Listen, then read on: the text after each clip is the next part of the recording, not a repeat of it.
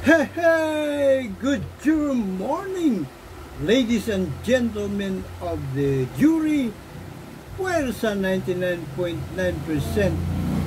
It's sa puwera. Sama po kayong sulok ng archipelago sa Luzon man, sa Visayas man, o sa Mindanao man, maging saan man pong dako ng mundo.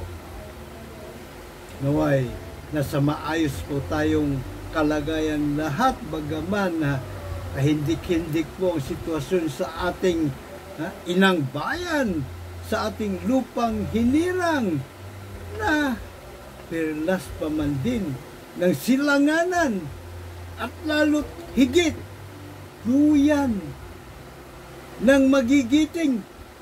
Ipakita nga po natin ang ating pong giting po.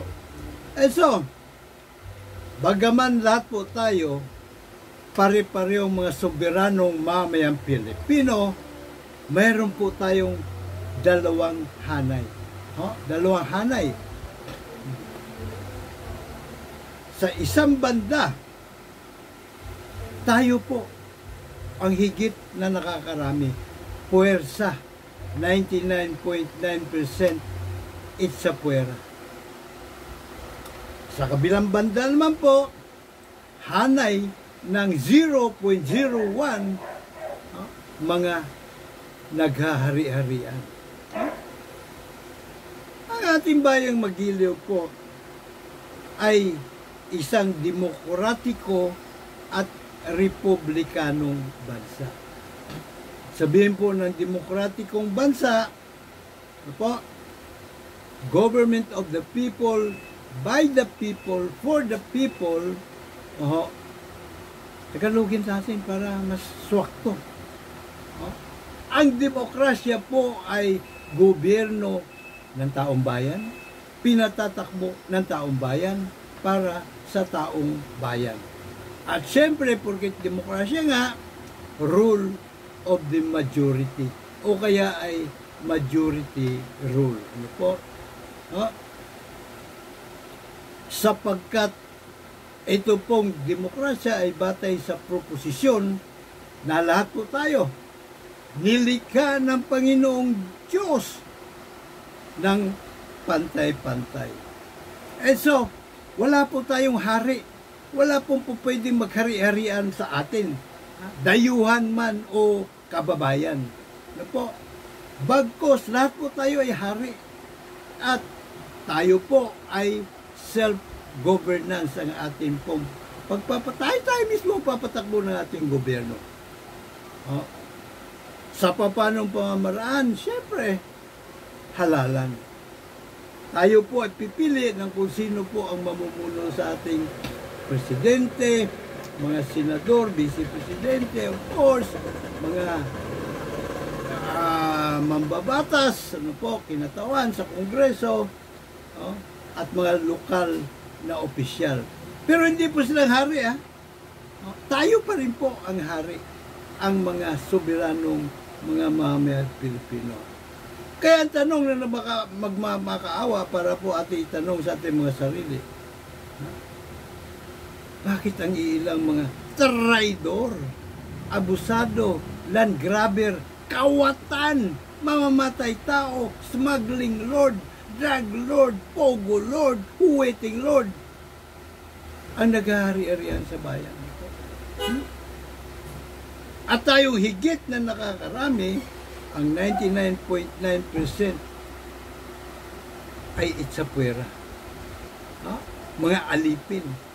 Yan po ang kahindik-hindik na tanong na dapat po itanong natin. Sapagkat nagmamakaawa po yan, tanong na yan natin itanong sa ating mga sarili. Ano po? Ay, nako. So, malinaw po. Ang pinakamahalaga po sa isang demokratikong bansa ay ang saligang batas. Ito po ay nagsisilbing pundasyon ng nasyon. Dapat po lahat po tayo respetuhin, igalang, at ipatupad. Di nga ba yung ating mga niluklok sa pwesto na nalulumpa at bispo sila eh? Ha? Ako, si Juan de la Cruz, bilang Pangulo, pangalawang Pangulo, Senador, Kongresista, ay taos-pusong nanunumpa, na akin po ipagtatanggol ang saligang batas, ipapatupad ang mga umiiral na batas at bibigyan ko ng katarungan ang bawat mamayan. Nanunumpa pa po sila. Di po ba? Pasumpa-sumpa ka pa. No? At kapag sinuwag po nila, sinuway, nilabag po nila ang kahit na isang letra o ang prinsipyo o yung pong espiritu ng batas, mananagot sila. May pananagutan. Kaya nga meron pa tayong accountability of public officials. Po, there is such thing na nakaukit din po sa ating saligang batas.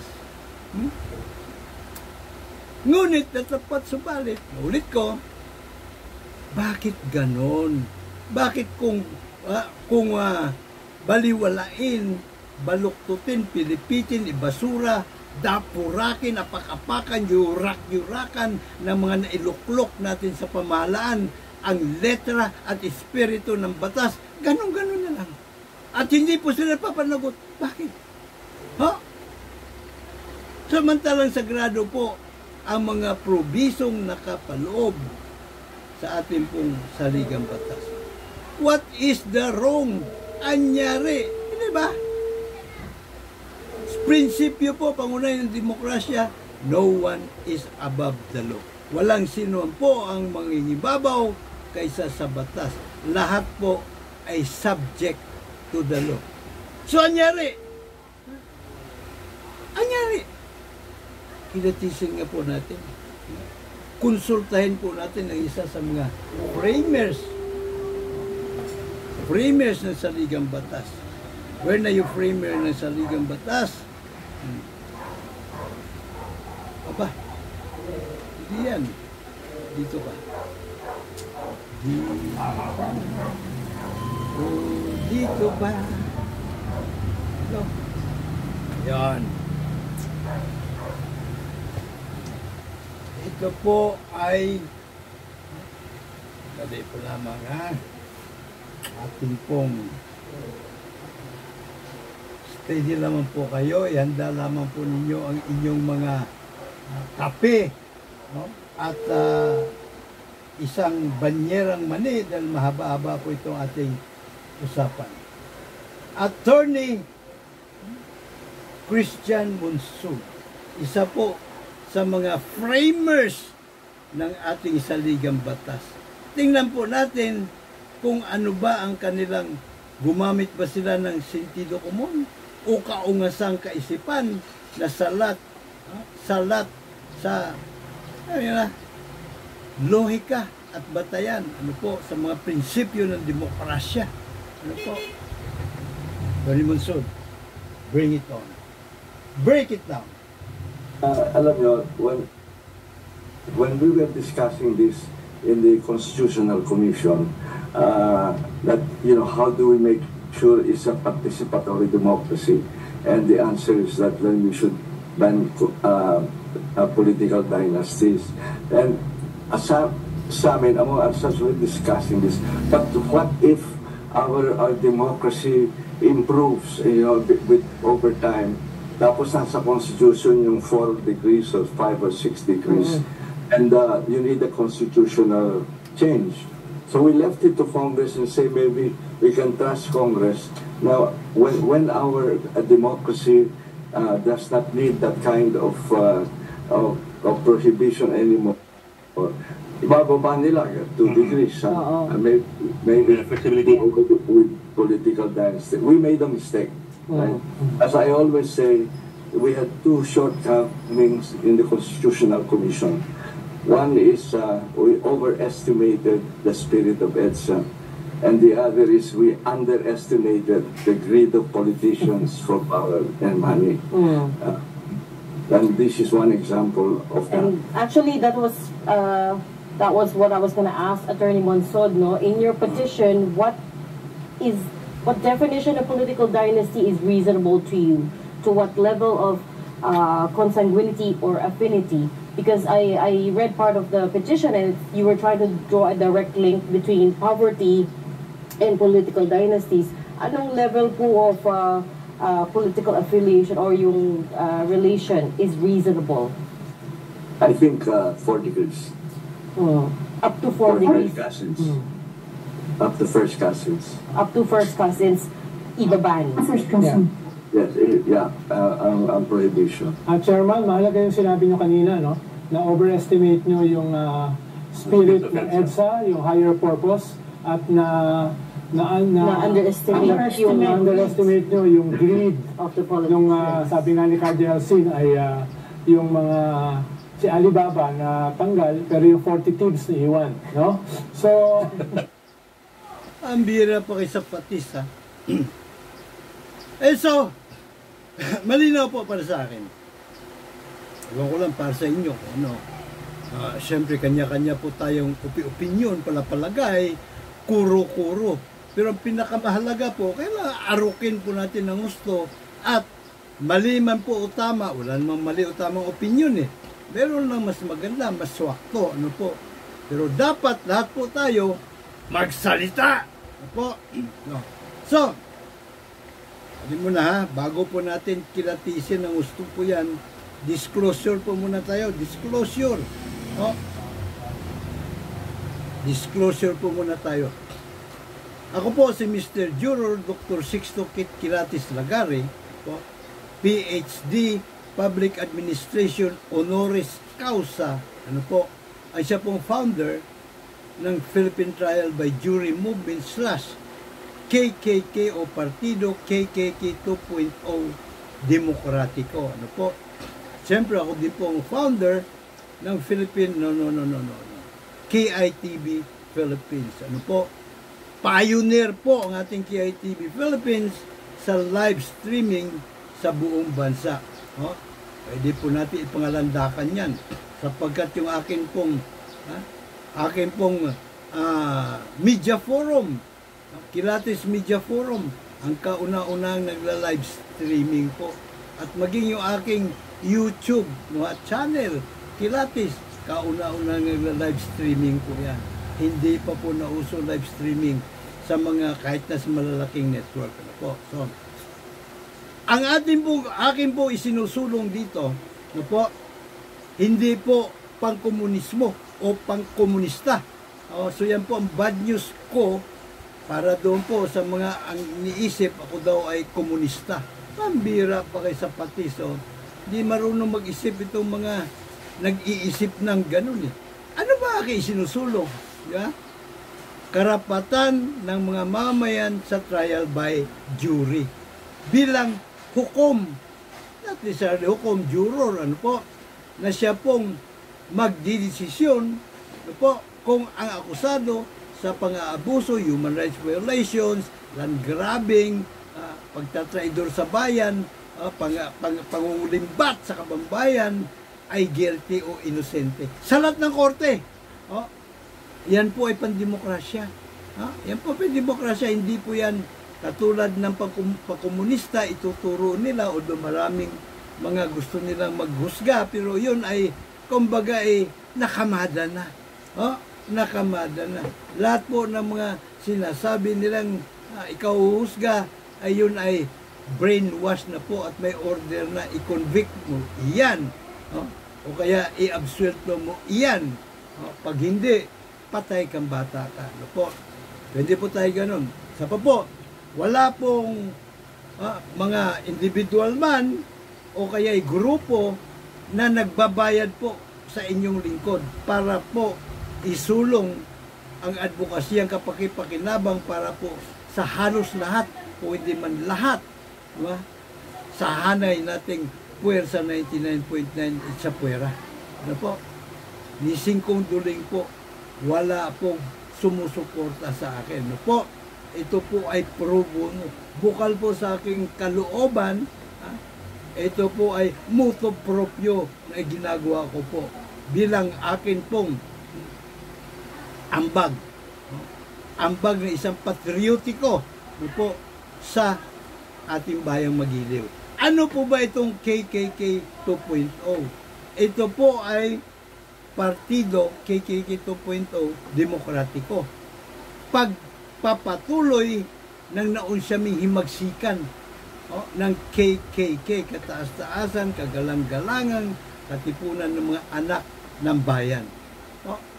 Ang KKK 2.0 po naman ay katarungan, kapayapaan, kaunlaran. In exact order, sapagkat hindi po tayo magkakaroon ng kaunlaran, no po, kung walang kapayapaan. At hindi po tayo magkakaroon ng kapayapaan kung wala pong katarungan.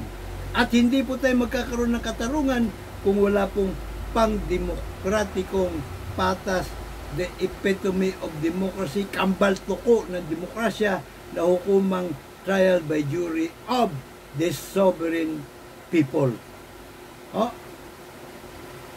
At ito pong trial by jury of the sovereign people natin isinusulong, dati na pong isinusulong ng ating mga ninuno sa pamumuno ni Gat Andres Bonifacio.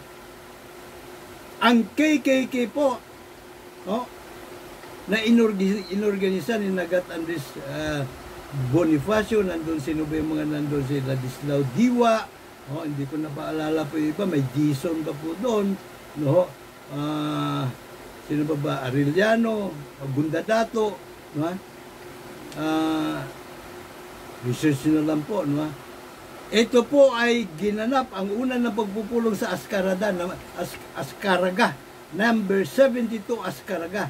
At yung bahay pong yun, no, kung saan nila ginanap ang kanilang pagpupulong, pagtatag ng katipunan, ano po ay isa na po ngayong historical site.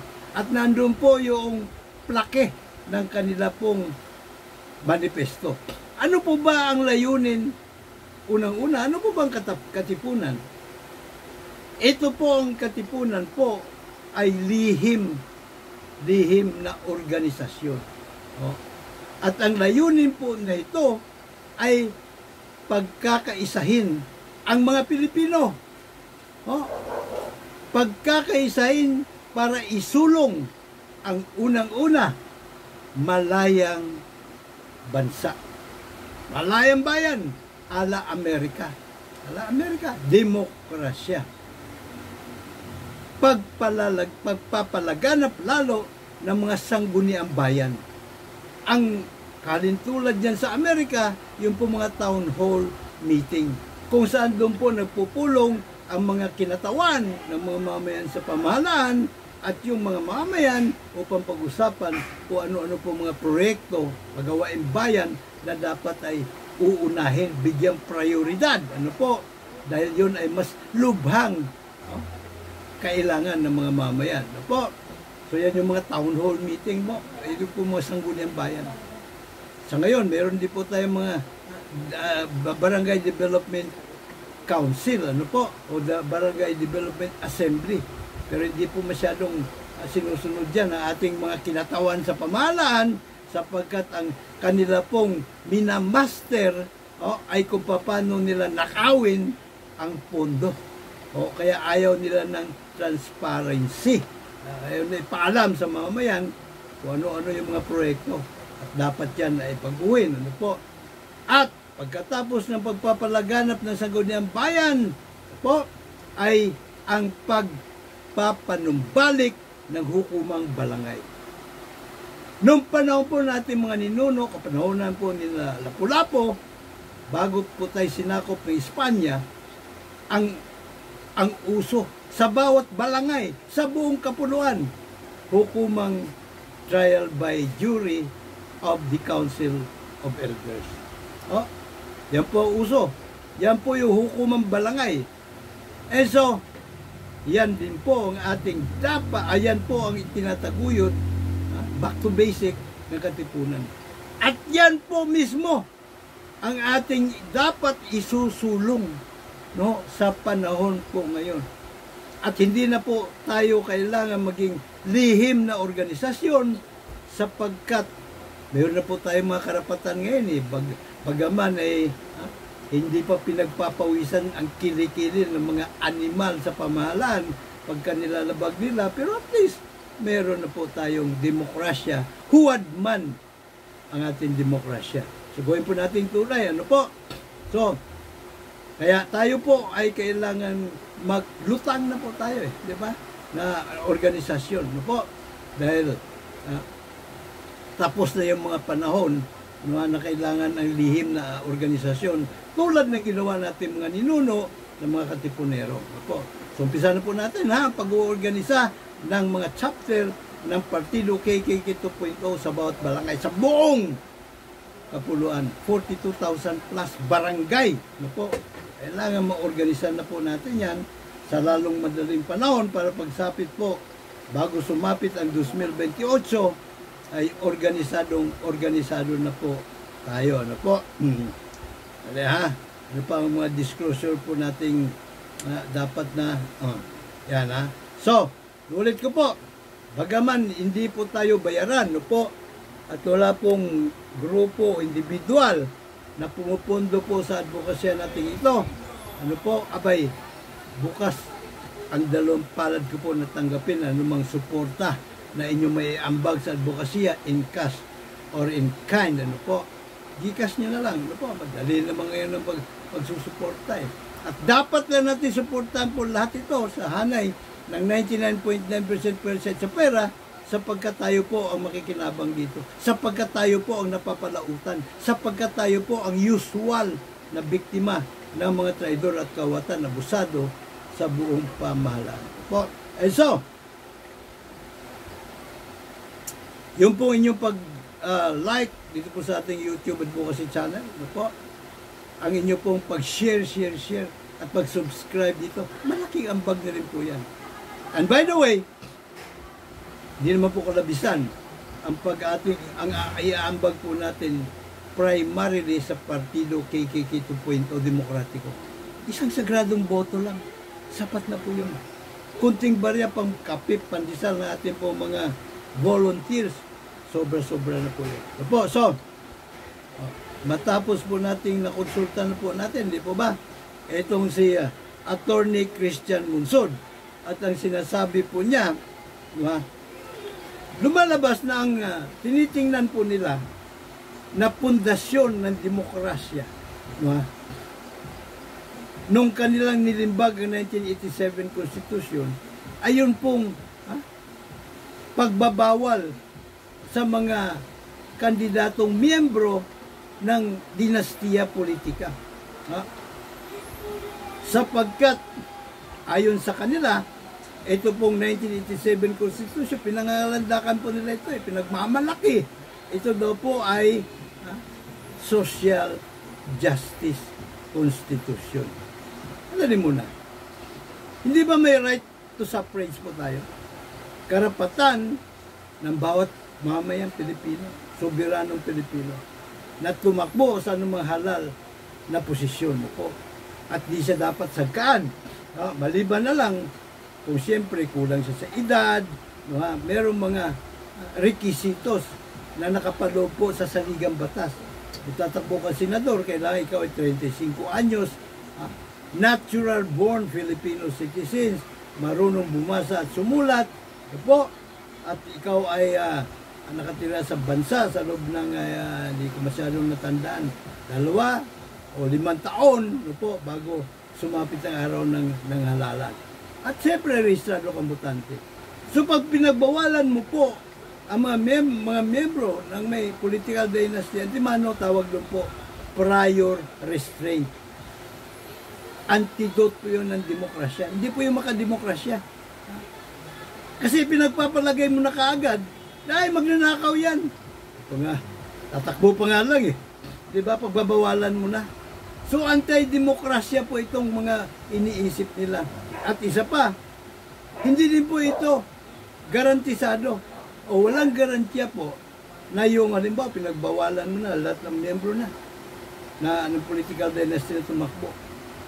Anong garantiya ng mga framers ng konstitusyon na yung mga papalit ay hindi na rin magnanakaw o hindi magnanakaw din?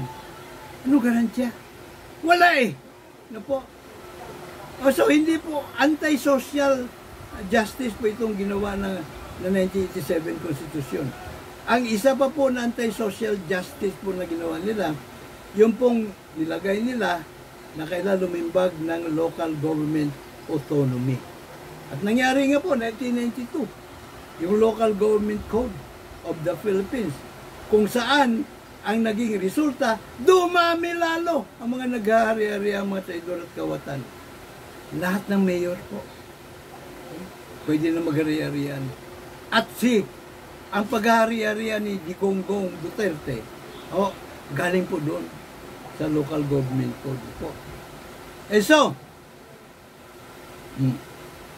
antidote. Mamaya po tayong, kumbaga babatu-batuhin po natin yan. Po, kung ano po ba talaga, pati po yung by default, ano ba ang tunay na demokrasya? Mamaya po natin babatu-batuhin po yan. Right. So, anti-political dynasty, di po ito. At yung isa pa palang ginawa nila, na medyo siguro swakto sa tinatawag nilang participative democracy. No po? Ito pong People's Initiative. Pero maging yung People's Initiative po na ginawa nila, madali pa rin pong nababaril. Ibig sabihin po, walang ngipin. So, di rin umubra, di rin makaporma. Okay? So,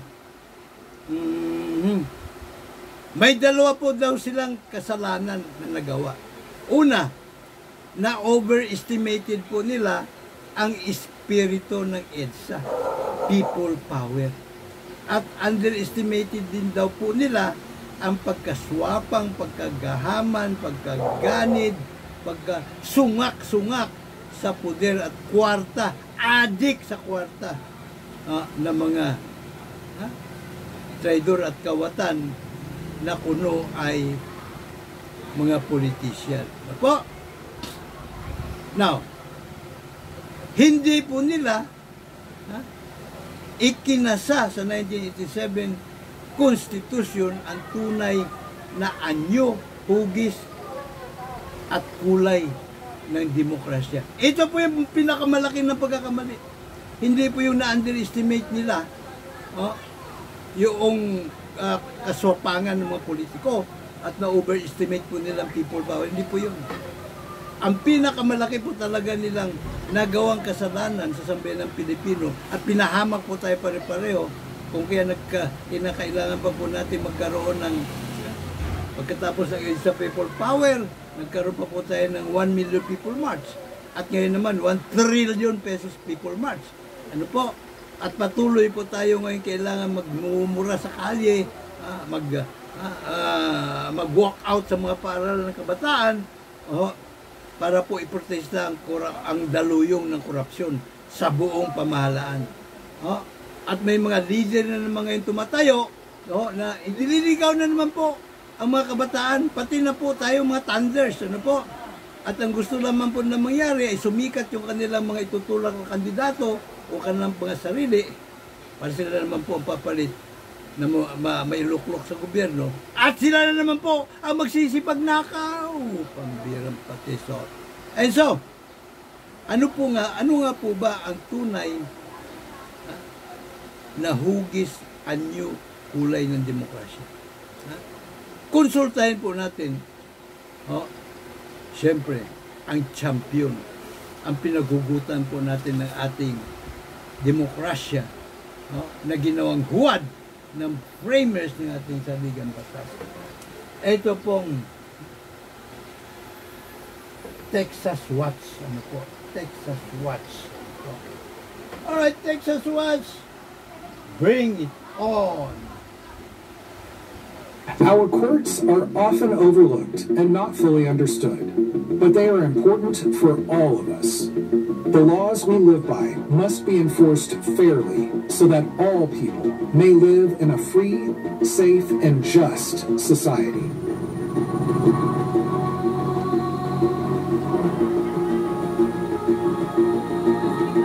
A 2022 survey from the Annenberg Public Policy Center showed less than half of all Americans, just 47%, can name all three branches of government: the legislative, executive, and judicial. Sadly, 1 in 4 people couldn't name any branches of government at all. Less than half of Americans knew that the Supreme Court has the final word on whether an act by a president is constitutional. And only 55% knew that a 5-4 ruling by the Supreme Court is law and must be followed. This shows we have some work to do as citizens. In the United States, we believe in self-government. That means we, the people, rule ourselves and govern our own affairs. But if we are to govern ourselves well, we need basic knowledge to make the right decisions.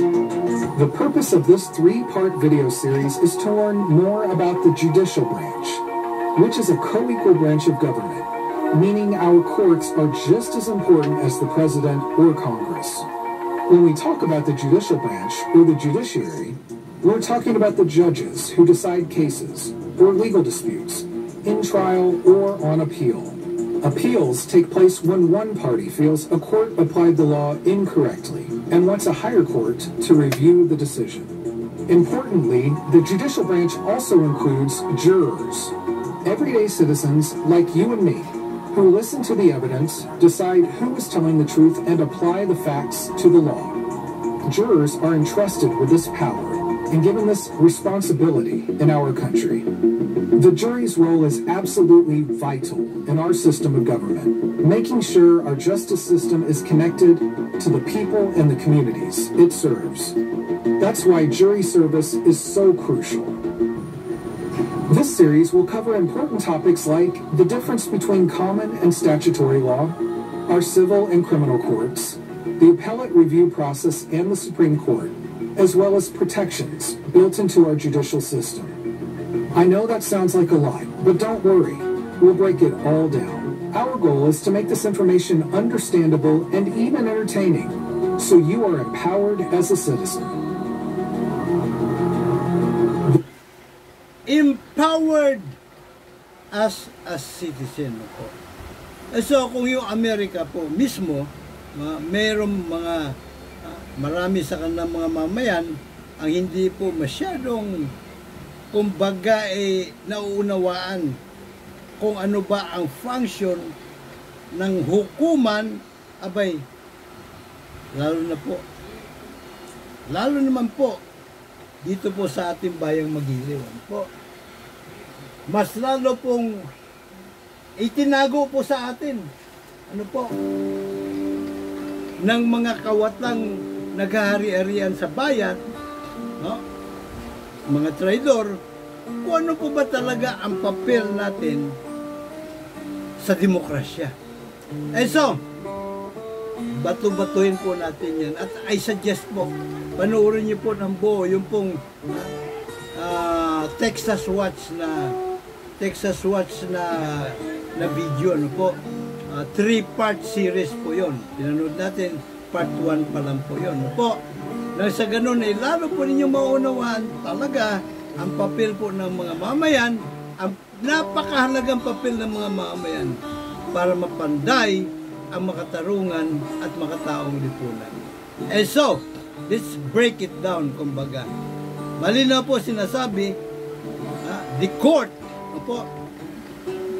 is the last bastion of democracy. Ang pinakahuling baluarte ng demokrasya. Pero, ano po ba ang pinaka-importante doon sa korte? Ang sabi po ni Justice O'Connor, retirado na ito ngayon, US Supreme Court Justice. Ang pundasyon niya ng 1787 Constitution ng Amerika, pundasyon, esensya at puso ng kanilang demokrasya ay yung karapatan ng mga mamayan sa trial by jury. Nung pong nililimbag nila sa Philadelphia ang 1787 United States Republican Constitution, isa po sa mga delegado, ala pong kaidi-idiya kung ano po ang dapat na ipapalaman. Kasi biglaan po yun. Oh. Ang plano lamang po nila dapat doon ay napag-usapan ay kung magkano ang kanilang dapat iambag para mapanatili po nila yung kanilang mga people's militia laban sa kanilang colonial power, ano po, yung Great Britain, ano po. Pero may biglang namungkay, ba't di lang tayo magtayo ng sarili po nating bansa, the United States of America. Ayun, so nagkabiglaan, pero lahat po sila nagkakasundo-sundo na dapat naroon yung trial by jury. Karapatan sa trial by jury, ano po. At di lamang po nandun sa original teksto, pinaluan po ng 3 pong amendments, 5th, 6th, at 7th amendment po. Para lalo tumibay ang government of the people, by the people, for the people. Ano naman po ang sentido komon ng isa po sa mga founding father, ano po, ng United States of America, si Thomas Jefferson, sapagkat merong isang kumausap sa kanya, ang sabi sandali lang, Sir Thomas, ano, katakot-takot na po din binibigay natin sa ating magiging Pangulo, Chief of Staff of all Armed Forces. Siya pang may hawak ng kahadiyero, ano po. No? Paano kung mas malupit pa ito kaysa kay King George? Ano po? Sabi niya, huwag ka mag-alala. Sapagkat aking pinagpapalagay na hukuman trial by jury pa lamang ang naisip na, ang angkla na naisip ng tao upang rendahan ang anumang gobyerno sa mga prinsipyo ng saligang batas na ito. So wala po siya kaduda-duda ng mga panahon yun. At over time, sa loob po ng mahabang panahon, more than 250 years na po, magti-300 anyos na po ang kanilang saligang batas na ang pundasyon, esensya at puso ay karapatan ng mga soberanong mamayan sa trial by jury ay taga na po sa panahon. Na yun po ang kanilang sanggalang. Yan po ang kanilang kalasag at tabak laban sa gustong maghari-harian po sa kanilang bayan. Ano po? So, kinopya din po yan ng ating mga maestrado sa maraming jurisprudence na, yung mga desisyon ng Korte Suprema po, nakapalagay po yan dyan. Po, katulad na limbawa, nakalagay na ang last bastion ng demokrasya ay ang Korte. Kaya nga sa isang ponensya ni dating Chief Justice Renato Puno, kung saan yung Clerk of Court ay kanyang sinatulan ng pagkakulong at multa at matanggal sa serbisyo at forever ng ban sa serbisyo publiko, kanya po binigyan din doon sa ponensya po na yun.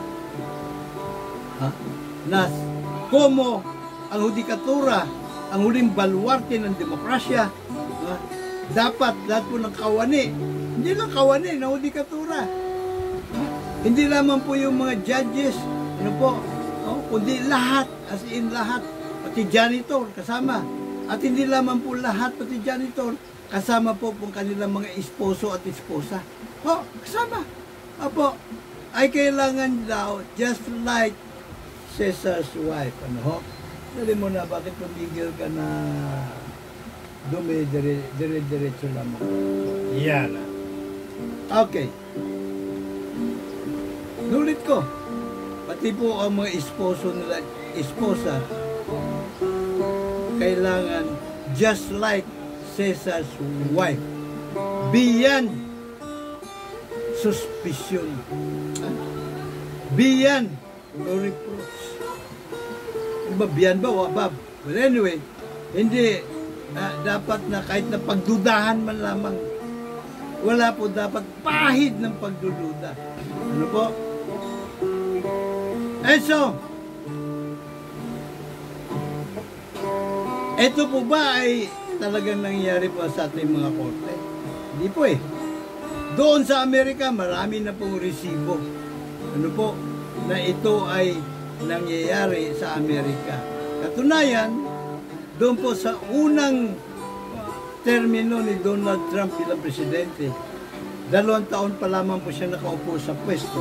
Po, siyam na kanyang mga kaalyado ang either nahatulan na, convicted na sa hukuman trial by jury o kaya ay indicted na ng grand jury sa salang korupsyon.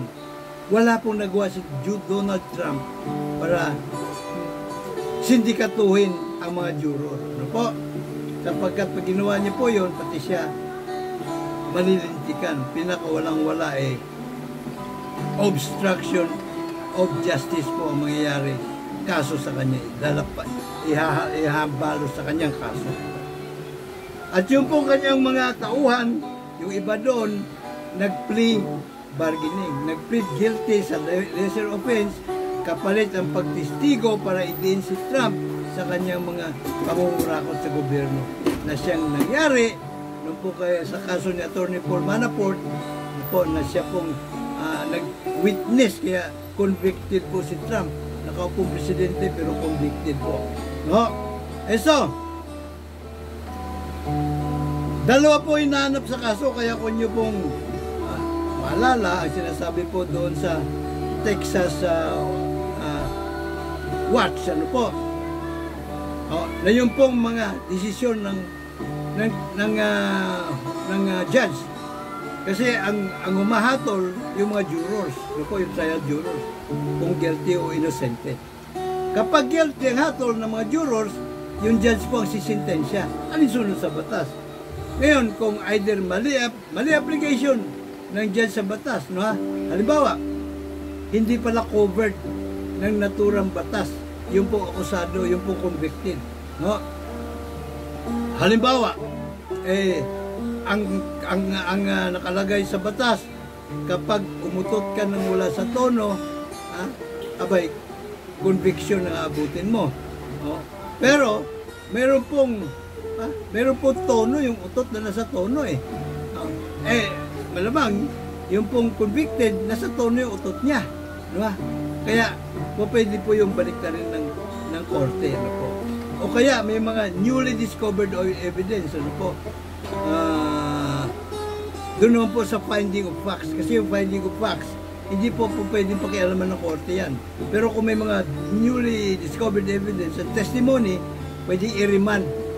Magbubuo ng panibagong trial jury at decision uli ang kaso na para bagang walang nangyari. Hindi po ibabasura ang kaso. Ano po? So, yan po ang beauty na hukuman trial by jury. Ano po? And so, malinaw po na bedrock of democracy ang hukuma ang mga korte sapagkat ang pinakamahalagang sangkap requisitos ng korte sa US of A ay yung po mga jurors. Ano po? Mga pribado na mga mamayan randomly selected na po ang humusga sa kaso. So talaga pong patas, parehas, walang bias. Kaya no one is above the law po sa hukumang trial by jury. Ano po? Hindi po totoo sinasabi nila na yung mga juror daw, pagka Pilipino ginawa mo mga juror, hindi uubra sapagkat karamihan sa mga Pilipino, grade 1 lang inabot, may back subject pa. Hindi po totoo yun. Sapagkat ang hinahanap ng mga jurors, katotohanan. Katotohanan lang. Hindi po yung batas. Yung batas naghahanap niyan, yung judge, yung prosecutor at defense lawyer. Katotohanan, kumbaga sinungaling sa pagitan ng nag-aakusa at nag-akusado. Yung hinahanap ng mga juror. At kahit po 7-year-old idiot, kaya pong hanapin po yan. No? Ang pinakamahalaga talaga na katangian ng jury justice system sa trial by palakasan na meron tayo sa ating pong pamahalaan, ating pong gobyerno sa mahaba ng panahon, independence. Independent po ang mga jurors, no? Hindi po sila malabo pa kaysa sa sabaw ng first class na puset na sila po ay masindikato. Katulad na kita nyo yung ginawa ngayong desisyon sa ICC, di ba? Na binasura po yung apela, petition, patungkol sa jurisdiction ng kampo ni Carmadigong. Binasura po. No? Sapagkat ang umiiral po sa ICC, kawangis na hukuman trial by jury. Di po? Yung mga kalakaran doon, di po ba sinabi ko sa inyo noon, na yung pong binigay na 6 na buwan kay Carmadigong para paghanda ng kaso niya, doon po sa period po na yon, doon po didesisyonan ng ICC, no po, ng panel of judges, no po, ang mga ihahain nilang mga petisyon, no, doon sa korte. At isa na nga doon, yung pong jurisdiction. Kasama na rin doon yung kuno ay kidnapping, bla bla bla bla bla bla. Dito po sa Pilipinas uso yan eh. Uso ang panusutan. Kasi kaya-kaya po nilang sindikatuin ang Office of the Ombudsman, kaya po ng sindikatuin ang ng mga traidor at kawatan ang Sandigang Bayan, kaya po sindikatuin ang Department of Justice, pati po yung mga regional trial courts, pati po yung Court of Appeals, pati po yung Supreme Court. Kaya po sindikatuin. In fact, buong gobyerno eh. Ang COA na si sindikato eh. Di ba? Ang COMELEC na si sindikato. Ano po ang sanit dahilan? Dahil hindi po pandemokratikong proseso ang hukuman trial by palakasan ng mga traidor at mga kawatan na meron tayo. Ito po ay pang-diktadoryang mekanismo na ginamit po ng mga Kastila. No? Hukumang Real Audiencia de Manila, kung saan yung pong Gobernador General ang siya pong Chief Justice, siya din po ang Chief Executive, at siya din po ang Chief Legislator. All rolled into one. Kumbaga siya po ang prosecutor, siya po ang juror, no? At siya din po ang executioner, all rolled into one. No? Kabuktot ang hukuman trial by palakasan, no po. And so, nakita nyo naman po yung ginawa ng Tracy Judas, ano po, ng mga may estado, hindi po ba? At by the way, may napapabalita ngayon, muugong, na mukhang ibabalik po nilang, kumbaga yung pong ka-impeachment case kay BP Sara, ibabalik po nila ang, may ilalabas silang status anti-order. Na para bagang, kumbaga, dideklara na moot ang academic, yung pong ginawang desisyon ng Tracy Judas po, ano? Hari nawa, no? Para umiral naman po ang katarungan po din sa atin, no? And so, nakita nyo naman, si Samuel Martires, nilutong Macau, yung pong conviction, no po, ni Joel Villanueva, sa korupsyon, no po, ng pasikreto. Ay wala pong ganyang factor sa grand jury. Kasi ito pong ombudsman, kawangis po nito ang grand jury. Hindi po pwedeng sindikatuin una-una sapagkat di po kilala ang mga grand jurors. Nakatago po ang kanilang pagkatao at mayroong grand jury po sa bawat syudad, sa bawat munisipalidad, no po, sa buong bansa. At pagka sila po ay nag-imbestiga, pasikreto din po. Para una-una, kung maging negatibo, no, ang resulta ng investigasyon nila doon sa target, hindi masisira yung pagkatao ng kanilang target. Ano po? At yan ngayon, namulat na, buti naman. No? Ito pong ICI, no? Namulat sila sa nagdudumilat na katotohanan na unconstitutional po yung ginagawa nila. Isa pa, kapag po may nabanggit, no, lalo na ila-live stream po nila, no, nabanggit doon, may napangalanan, nakasabwat din, na isang promotor din, halimbawa, napangalanan si Executive Secretary Lucas Bersamin, o kaya ay napangalanan din ni Executive Secretary Lucas Bersamin, si Pangulong BBM, o ano mayayari? Antiman, o kung sino man, ng mga opisyal pa ng pamahalaan, mga politiko, anong gagawin ng mga Senatong Grisman na mapangalanan, ay siyempre tatakbo na kaagad yan. Mag-aal sa balutan na, ibabalot na po yung kanyang mga kinulimbat, at takbo dito, takbo doon na ang gagawin. So counterproductive po.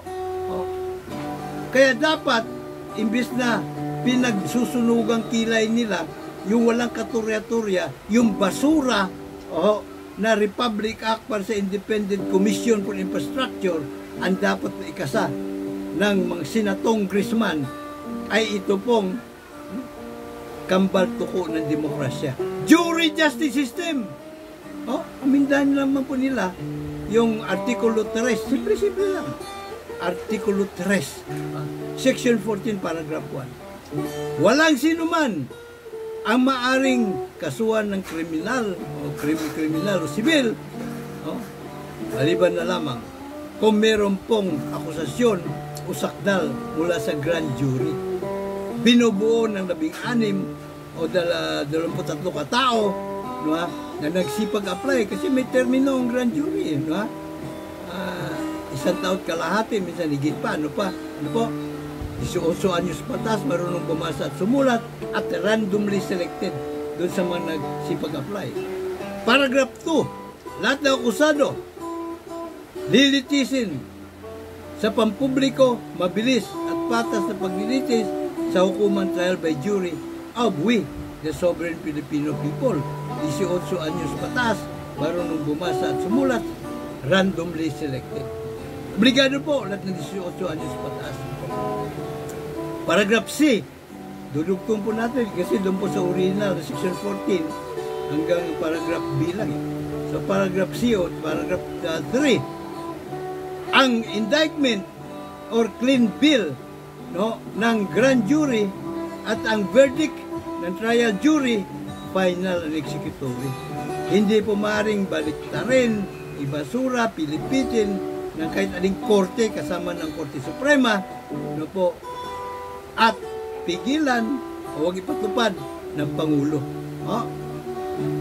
Obstruction of justice, pinakawalang-wala na kanilang matatamo pag ginawa po nila ang paglabag na yon, at hindi po pwedeng hindi sila agarang mapapanagot at masarehas sapagkat tayo po ng mga soberanong mga mamayan ang hahatol bilang juror sa hukuman trial by jury. Yan po missing link.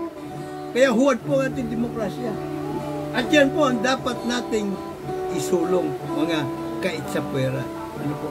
Huwag na po tayong paguguyo po at pauuto sa mga naglilidiran ngayon na wala namang pong konkretong solusyon sa korupsyon. Bagkos, nais lang po na isulong ang kandidatura ng sarili nila o kaya ng mga manok nila para sila naman po mapapwesto at makapagnanakaw po sa atin. So akin po hindi hinihinging payo sama na rin mungkahi sa mga iilang mga nag-aari-arian sa bayan.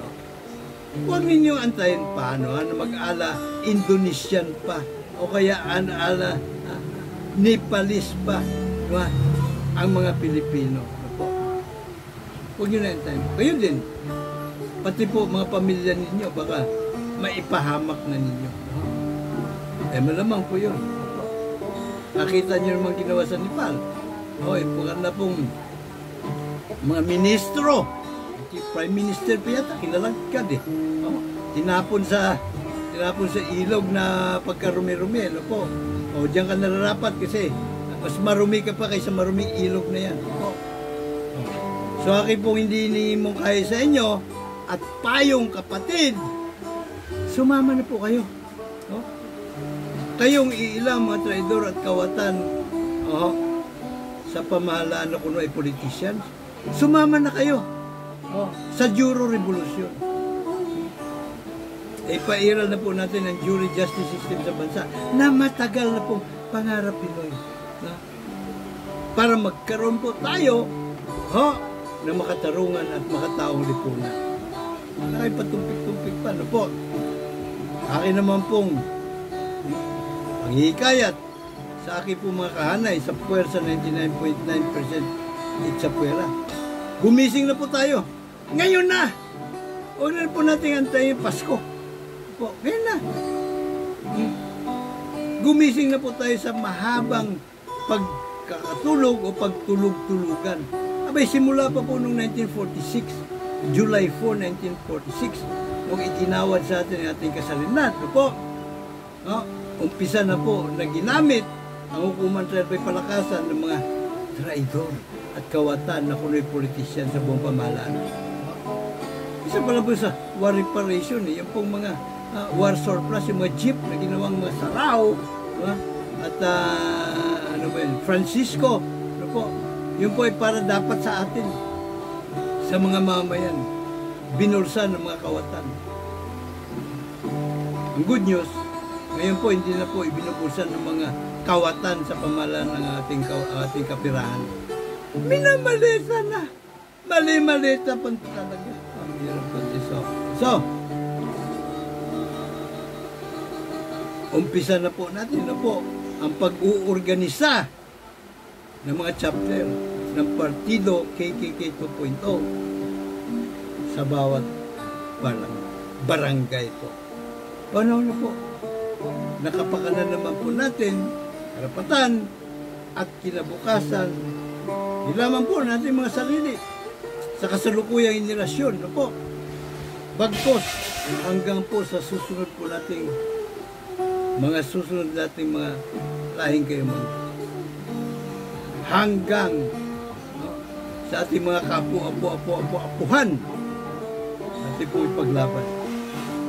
Huwag po natin hayaan na ito pong bulok pa rin lipunan, bulok na hukumang palakasan ng mga traidor at kawatan ang ating pong ipamamana sa mga susunod na sanandahay.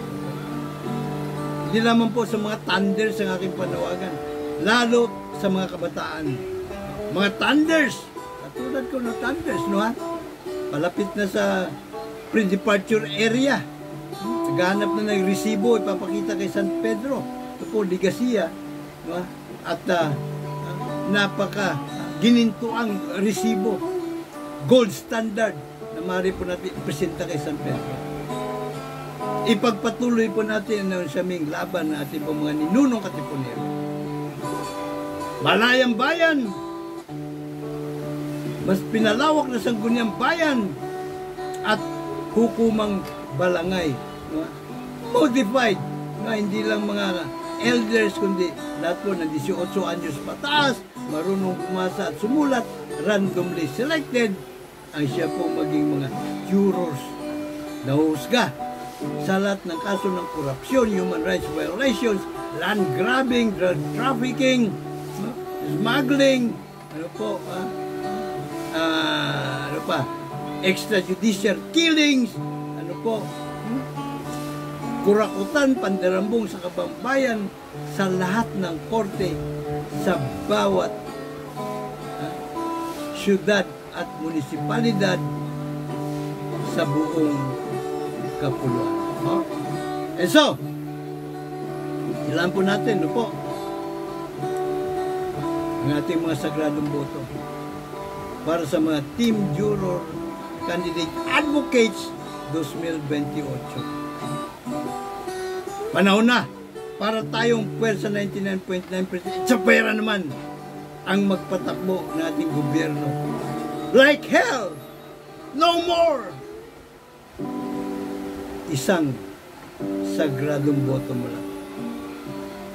Like, share, at subscribe po sa ating YouTube Juror Advocacy Channel. Ano po? Mga kapwa ko si Berano, mga mayang Pilipino, laltigit ang puwersa 99.9%. It's a prayer.